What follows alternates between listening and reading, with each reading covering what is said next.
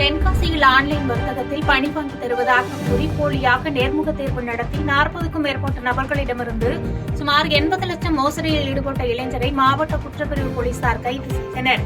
தென்காசி மாவட்டத்தில் 40க்கும் மேற்பட்ட நபர்களிடம் இளைஞர்கள் இருவர் ஆன்லைன் வர்த்தகத்தில் பணி வாங்கி தருவதாக கூறி லட்சக்கணக்கில் மோசடி செய்ததாக புகார் மனு சைபர் கிரைம் போலீசாரிடம் அளிக்கப்பட்டது. அந்த புகாரின் பேரில் போலீசார் விசாரணையில் கீழே நீடித்த நல்லூரை சேர்ந்த உதயகுமார் மற்றும் சுதன் ஆகிய இளைஞர்கள் இந்த மோசடியில் ஈடுபட்டது தெரியப்பட்டது.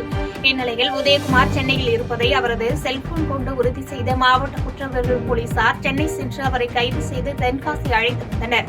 மேலும் அவரிடம் தீவிர விசாரணை மேற்கொண்டு வரும் நிலையில் தலைப்பிரிவாக இருக்கும் மற்றொரு இளைஞர் சுதனை தற்போது காவல்துறையினர் தீவிரமாக தேடி வருகின்றனர். பாதகம் செய்பவரை கண்டால் நாம் பயம் கொள்ளலாகாது பாப்பா. மோதி மிதித்துவிடு பாப்பா, அவர் முகத்தில் உமிழ்ந்துவிடு பாப்பா. அண்மை செய்திகளை உடனுக்குடன் தெரிந்து கொள்ள இணைந்திருங்கள் எம் நாடு தொலைக்காட்சியுடன்.